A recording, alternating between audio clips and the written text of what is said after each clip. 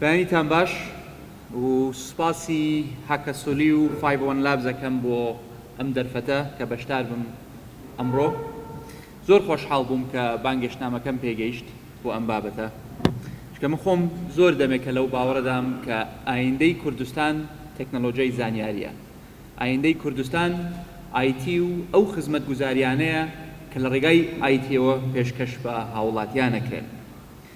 و کەرتی ئایتی ئەو کەرتەیە کە مەجالی زۆرترین گەشەکردنی هەیە و ئەو کەرتەیە کە زۆرترین دەرفەت بۆ هەلی کار ئەتوانێت بڕەخسێنێ بۆ کۆمەڵانی خەڵکی کوردستان و بە تایبەت بۆ گەنجە خوێنگەرمەکانمان. بە وەبەرهێنان لە کەرتی ئایتی ئێمە ئەتوانین کوردستان نوێ بکەینەوە، ئەتوانین ئەمڕۆ سوود لەوە وەربگرین کە زیاتر لە 50% دانیشتوانی کوردستان دەستیانەگاتە ئینتەرنێت و کاری تەکنۆلۆژی. بەڵام لەوە ئەچێ ئەبێ لێرەوە دەست پێ بکەین، شکەمە بزانم مایکەکە کوژایەوە. ئەویان کارەبایە؟ ئەویان خەتای حکوومەتەکەی ناکە. ئەو ڕێژەی گەیشتن بە ئینتەرنێت ساڵ لە دوای ساڵ زیادەکە. وازەحە کە ئەمڕۆ بازاڕی کوردستان ناتوانێت وەک پێویست دەرفەتی کار بڕەخسێنێ بۆ دەرچوەکانی زانکۆ و پەیمانگەکانمان. بەڵام وازەحیشەکە لە ئایندەدا، ڕوونبێ لە ئایندەیەکی زۆر نزیکیشدا، کوردستان چ کەرتی تایبەت چ کەرتی گشتی پێویستی بە خەڵکانێکی پسپۆر لە بواری ئایتی زیاتر بێ. ساڵ لە دوای ساڵ ئەمە حەقیقەتێکە کە ئیبینین. بە تایبەت کە باس لە بە دیجیتالکردنی شێوازی کارکردنەکەین، کە باس لە ئۆتۆمەیشنەکەین، کە باس لە شیکاری داتا ئەکەین، کە باس لە بازرگانی ئیلەکترۆنی ئەکەین ئی-کۆمەرس، کە باس لە فێربوونی ئیلەکترۆنی ئەکەین ئی-لەرنینگ، بانک، مۆبایل و گەشەپێدانی ئیتیساڵات. و بەقەدەر هەموویان گرنگ کە باس لە حکوومەتەکەین، کە حکوومەت ئەمڕۆ پێویستی بە کادرێکی زۆر زیاتر و پسپۆرترە لە بواری ئایتی. چکە ئێمە دەستمان کردووە بە دیجیتالکردنی وەزارەتەکانمان، بە دیجیتالکردنی حکوومەتمان و شێوازی کارکردنمان لەناو حکوومەت. دەستمان کردووە بە بەستنەوەی دام و دەستگاکانی حکوومەت بە یەکتری، بە کۆکردنەوەی داتا و بەکارهێنانی داتا و تەحلیلکردنی داتا، تاکو ئەو بڕیارانەی کە حکوومەت ئەیدەن لەسەر بنەمایەکی زانست بن، نەک بە میزاج بن. ئەم داتایە و ئەو داتایە چۆن کۆئەکرێتەوە و چۆن تەحلیلەکرێ یارمەتی دەرەبێ بۆ بڕیاری دروست و تەندروست لە ئایندەدا. بەرنامەی خزمەتی حکوومەت کە بەرنامەیەکە بۆ کەمکردنەوەی ڕوتینات و باشترکردنی ئەو خزمەت گوزاریانەی کە پێشکەش بە هاوڵاتیانەکەن پشتێکی توندی بەستووە بە ئایتی و بە تەکنەلۆژیای زانیاری. بۆیە بۆ بەدیهێنانی ئەم بەرنامەیە و جێبەجێکردنی ئەم بەرنامەیە و لە ئایندەدا گەیاندنی هەندێک خزمەت گوزاری حکومی لە ڕێگای ئۆنلاین و بەکارهێنانی تەکنۆلۆژیا و ئینتەرنێت پێویستی بە کادرێکی زۆر زیاتری ئایتی و پسپۆرانی ئایتی دەبێت. ئێمە دەستمان کردووە بە بەرنامەی بایۆمێتری کەمە خۆی لە خۆیدا هەنگاوێکە بۆ دانانی ژێرخانێکی تۆکمە کە پێی ئەوترێ ئایدەنتیتی مانجمنت سیستم. ئەم ئایدەنتیتی مانجمنت سیستمە ئەتوانێت لە ئایندەدا فراوانتر بێ لە موچەخۆر، بەڵکو هەموو هاوڵاتیان بگرێتەوە، تاکو ئەو خزمەت گوزاریانەی کە ئێمە بەنیازین لە ڕێگای سوودوەرگرتن لە سیستمی بایۆمێتری پێشکەش بە موچەخۆر بکرێ، بیمەی تەندروستی بێ، چەند خزمەت گوزاریەکی تر بێ کە لە ڕێگای بانکەوە ڕەنگ بتوانێت پێشکەش بە هاوڵاتیان بکرێ، مەقاسەکردنی هەندێک ئەو پارانەی کە ڕەنگ بێ حکوومەت قەرزاری هاوڵاتی بێ و هاوڵاتی لە ڕێگای کارەبا و باج و شوێنەکانی ترە قەرزاری حکوومەت بن، لە ڕێگای تەکنۆلۆژیاوە بتوانین مەقاسەیە بکەین لەو بڕانە تاکو هەم هاوڵاتی و موچەخۆرەکان سوودمەند بن، هەم لە هەمان کاتیشا حکوومەت.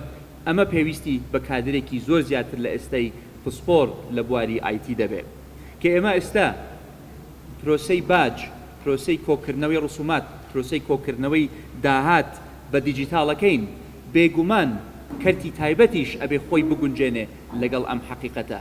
کەرتی تایبەتیش ئەبێ زیاتر بیر لەوە بکاتەوە، دوور بکەوێتەوە لە سیستمی کۆنی سجلات بەڵکو خۆی بگونجێنێ لەگەڵ پێویستیەکانی ئەمڕۆ سوود لە ئایتی وەربگرێ و خۆشیان بەرەو دیجیتال بڕۆن. ئەو کاتە کە سیستمی باجیان بە دیجیتال بوو، سیستمی حکوومەت لەگەڵ سیستمی کەتی تایبەت زۆر بە ئاسانتر ئەتوانێ ڕەت ببێتەوە کە ئەوان خەزان و کۆمەکەکانیان تۆمار کردووە لە ناو سیستمێکی دیجیتاڵی بۆ خۆشیان ئاسانترە بێ بزانن چیان هەیە و چی ئەبێ بکڕن و ئەم ساڵ بەراورد بە پارساڵ بەراورد بە پارساڵ پێرار ساڵ چۆن ئیشان باشی کردووە خراپی کردووە ئیشان گەشەی کردووە یان نە. بۆیە ئێمە ئەمڕۆ پێشبینی ئەوە ئەکەن کە کوردستان پێویستی بە جێیشێک کادری ئایتی دەبێ بۆ گەشەکردنی کوردستان چه حکوومەت بێ چه کەرتی تایبەت بێ. و پێم وایە ئەتوانم پێشبینی ئەوە بکەم کە لە کوردستان مرکزێکی بەهێزی ئایتی هەبێ کە بتوانێت خزمەت بگەێنێ بە کوردستان و بە ناوچەکەی کە تێیدا دەژین و بە جیهانیش. شوێنێمە لە کوردستان میلەتێکمان هەیە کە چەندین زمان ئەزانێ، گەنجێکی زۆرمان هەیە کە باوەڕیان بە ئایتی هەیە کە هیوایەتیان ئایتیە و بەکارهێنانی ئایتیە. و ئێمە عەدەدی زانکۆکانمان و پەیمانگەکانمان کە گرنگی ئەدەن بە بواری ئایتی ساڵ دوای ساڵ زیادەکە، ژێرخانێکمان هەیە کە ساڵ لە دوای ساڵ لە بواری ئایتی گەشە ئەکا و ئەمڕۆ لە ژینگەیەکە ئەژین کە زەمانێکی دیجیتاڵیە کە کوردستان لە ڕێگای دیجیتالەوە بەسراوەتەوە بە جیهان، بەسراوەتەوە بە ناوچەکەی کە تێیدا ئەژین. ئەگەر کێشەی سیاسیشمان هەبێ ڕەنگ بێ هەندێک پەیاممان نەگاتە دەرەوە بە سوود وەرگرتن لە ئەو دنیایی کە بەسراوەتەوە بە یەک لە ڕێگای ئینتەرنێتەوە ئەتوانین پەیامی خۆمان بگەێنین، بازرگانەکانی خۆمان ئەتوانن کەلوپەلی خۆیان بگەێنن بە جیهانەوە و کوردستان بە حەقیقی ببەستینەوە بە جیهان.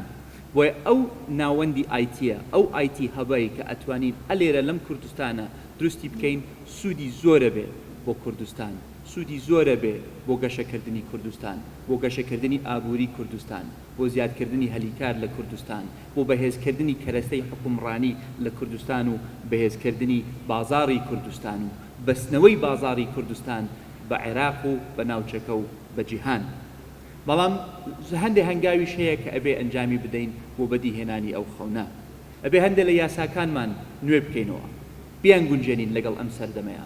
ئەمڕۆ لە عێراق بە کوردستانیشەوە یاسامان هەیە کە زیاتر لە 70 ساڵ کۆنن، بە تایبەت ئەوەی کە پەیوەندی بە ژمێرکاری و بڵین محاسەباتی گشتیا بێت. بۆیە ئێمە زۆر شتمان هەیە کە گوێمان نەداوەتێ چ لە عێراق و چ لە کوردستان یاساکان یەکێک لەو بابەتانەیە کە بۆ نمونە بە فەرمی وەرگرتنی واژووی ئەلکترۆنی، ئەمە بە یەک ڕستە ئێمە ئەتوانین یاسای عێراق هەموارکەین تاکو کوردستان سوودی لێوەرگێت، تاکو محکەمەکان سوودی لێوەرگرن، تاکو کۆمپانیەکان سوودی لێوەرگرن، تاکو بازاڕی کوردستان سوود لەوە وەربگرێ کە ئەگەر تۆ واژووت نەخوا لە قانون، واژووی ئەلکترۆنی تۆ نەخوا لە قانون، ئەم هەموو ژێرخانەی کە دایانەین بێسوود ئەبێ. بۆیە ئەزانین کە یاساکانمان بۆ ئەم سەردەمەنیە، هەندێک لە ڕێنماییەکانیشمان بۆ ئەم سەردەمەنیە ئەبێ بیان گونجێنین لەگەڵ ویستی ئەم سەردەمە و پێداویستیەکانی ئەم سەردەمە. ئەبێ کەرتی خوێندنی باڵامان بەردەوام بێ لەگەڵ گونجاندنی منهەجی خوێندنی باڵا لەگەڵ بازاڕی کار.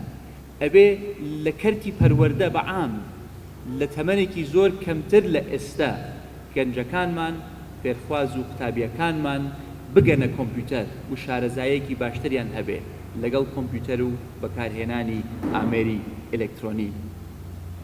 ئەبێ سیستمێکی کڕین و فرۆشتنمان هەبێ کە هی ئەلکترۆنی کە خەڵک بتوانێ ئەمڕۆ لە ڕێگای مۆبایلەکەیەوە لە ڕێگای ئۆنلاینەوە پارە سەرفکە، شت بکڕێ یان شت بفرۆشێ.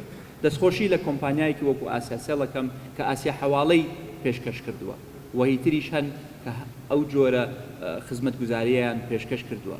بەڵام ئەمە پێویستی بە پەرەپێدانێکی زیاترە تاکو هەموو کەسێک بتوانێت لە ڕێگای ئینتەرنێتەوە لە ڕێگای تەلەفۆنەکەی خۆیەوە بتوانێت شتێک بکڕێ، شتێک بفرۆشێ، بازار ببەستینەوە بە هاوڵاتیەکان بە ڕێگای تەلەفۆنێکەوە.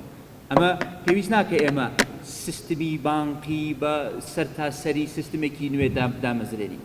ئەمڕۆ تەکنەلۆژیا وامان لێ ئەکا ئاسانی کردووە بۆ ئێمە لە جاتیەوەی ئێمە بینای گەورە دروستکەین بۆ سیستمێکی نوێی بانقی لە ڕێگای تەلەفۆنەکەتەوە تۆ سیستمێکی بانقیت هەبێ لە ئاستی کوردستان کە بتوانێت ئەو خزمەت گوزاریانە پێشکەشکە کە ئەمڕۆ هاوڵاتی چاوەڕێیانەکەن.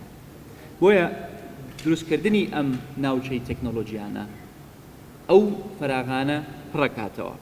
دروستکردنی ئەو ناوچە تەکنۆلۆژیانە یارمەتی دەرەبێ بۆ ئەو گەنجانەی کە تەخەڕوجەکەن لە زانکۆ و پەیمانگەکان بتوانن بە ئاسانی کۆمپانیاکانی خۆیان دامەزرێنن، بتوانن بە ئاسانی ئیشی خۆیان بکەن.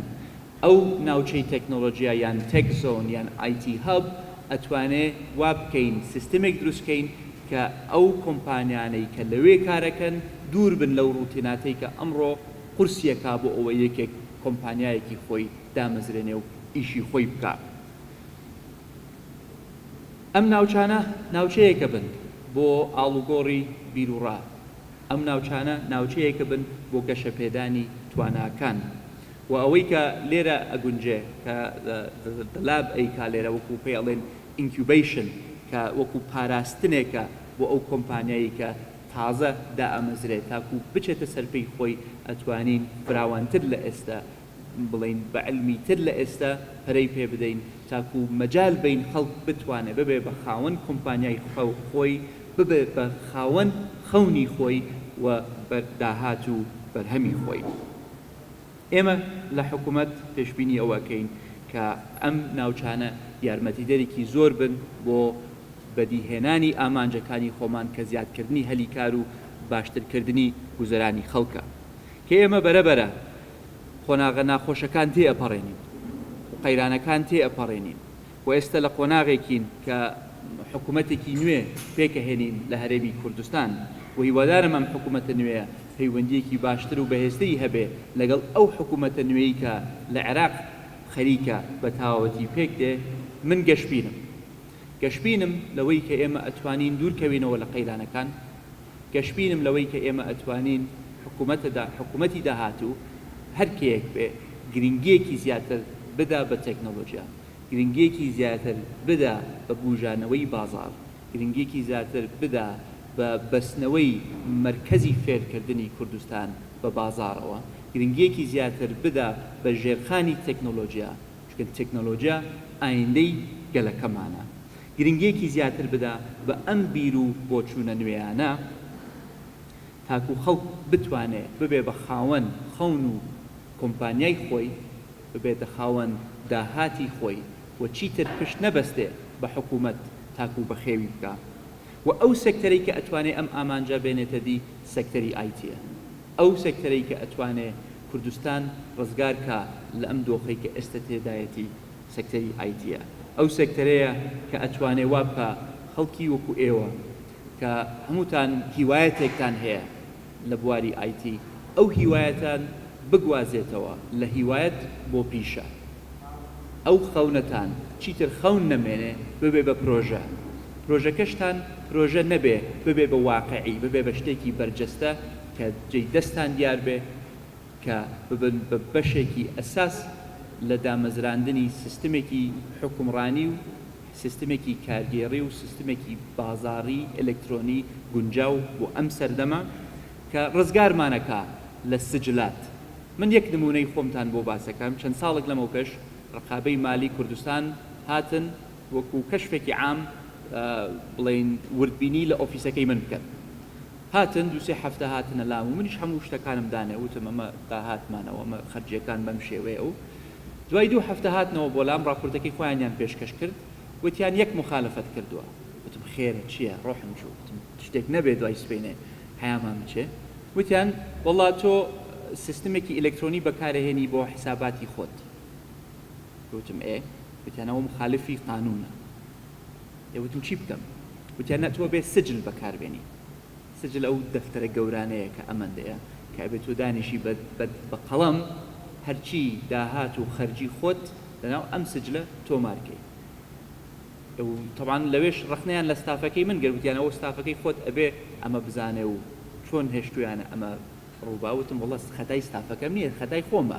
من یەکەم ڕۆژ کە هاتمە ئۆفیس ئەو سجلە گەورەیەم بینی وتم ئەمە چی؟ ئەمە فڕی بن. ئەوە شتێک هەیە ناوی کۆمپیوتەر و شتێک هەیە ناوی کویک بوکس و ئەکسل و ئەو شتانەیە هەڵدۆر بە ئاسانی ئەتوانی حساباتی خۆت لەم پرۆگرامانە بکەی و بە یەک دقە پێتەڵێ چیت هەیە و چیت نییە و چەندت سەرف کردو چۆنت سەرف کردو بۆ سەرف کردو و وتیان وەڵا بەداخەوە قانون ڕێگا نایە. قانون چه قانونێک؟ قانونێک کە لە ساڵی 1940 پەسەند کراوە لە عێراق و ئەمڕۆ بەکاردێ لە عێراق و لە کوردستان. بۆیە زۆر کە ئەڵێم خەونەکە وازەحە، بەڵام هەندێک بربەستی قانونی و ڕێنماییش هەیە کە دڵنیا بن لایەنە بین، بەڵام ڕزگارمان بێ لە سجل. ئێوە ئەتوانن ڕزگارمان کەن لە سجل وا بکەن کە ئێمە هەموو کاری ئێمە و هی حکوومەت و هی کەرتی تایبەت باشتر بێ، لە تەختەی سپیەوە بینە سەر سیستمی کانبان بۆ ئیدارەدانی پرۆژەکانمان، لە کڕین بە کاشەوە بمانگوێزنەوە بۆ سیستمێک کە خەڵک بتوانێت بە تەلەفۆنی خۆیان ڕێگای کۆمپیوتەرەوە شت بکڕێ و خزمەتگوزاریانەی کە ئەمڕۆ هەندێک جار بە سەعات ڕیزەگری لە دائیرەیەکی حکومی بۆ خۆت لە ماڵی خۆت بە ڕێگای ئینترنێتەوە بتوانی داوای ئەو خزمەتگوزاریە بکەی و ئەو خزمەتگوزاریەت پێشکەش بکرێت. ئەوە ئێوە ئەتوانن ئەوە دەستەبەر بکەن، ئێوە ئەتوانن ئەمە بەدی بهێنن، نەک کەسێکی تەقلیدی کە ڕنگ بێ تەجروبەیەکی زۆری هەبێت لە حکومڕانی لە ناو حکوومەتە، بەڵام ڕنگ بێ زۆر نەگونجێ لەگەڵ ئەو بیرۆکەیە. ئەمڕۆ خەلەلێکیان پێوەتەمێکێک لە ڕێخستنی ئەم مەراسمە کە لە ڕێگای ئینتەرنێت و لە ڕێگای شێرکردنی بڵێن ئینتەرنێتەوە خەڵک کێش کراوە. ڕنگ بە زۆربەی ئەوانەی کە حتا لە زانکۆکان بن نەزانن چۆن ئەو بانگەشتنامەیان پێ بگات، چکەن چاوەڕێی نامەیەکەن بۆ بەڕێز فلان داوا لە بەڕێزتانەکەین ئامادە بن لە مەراسمی نازانم چی شتێکی تەقلیدی دوور و درێژی کاغەزی. ئێوە ئەتوانن ئەم عەقڵیەتە بگۆڕن. بۆیە داواکارم لێتان بێ ئومێد نەبن، داواکارم لێتان ئەو هیوایەتەی کە هەتانە بەردەوام بن لەسەری، ئەو هیوایەتەی کە هەتانە بیگوازنەوە، لە خەونەوە بیگوازنەوە بۆ شتێکی بەرجەستە، چکەن ئەو خەونە دڵنیا بن هەمان خەونەکە من نیشەمە، دڵنیا بن لەگەڵتانە بم، لە هەر کوێیەک بم لەگەڵتانە ئەبم، چکەن ئەم کوردستانە ڕاستە نەوتی هەیە، ڕاستە عەرزێکی بەپیتی هەیە، ڕاستە مەجالی گەشەکردنی لە زۆر بوارە هەیە، بەڵام ئەو بارەی کە من زۆر دڵخۆشم پێی و ئەو بارەی کە من پێم وایە ئەتوانین زۆر گەشەی پێ بدەین لەم کوردستانە کە باشترین خزمەت بە کوردستان و بە ئایندەی کوردستان بگەێنێ کەرتی ئایتیە، ئەوەش بە ئێوە ئەکرێ و منیش لە خزمەتتانم هەر شاد و سەربەرز و سەرکەوتوو بن و بەخێر بن سەرچاو و هیوای سەرکەوتن بۆ ئەم ڕۆژە و کارەکانتان.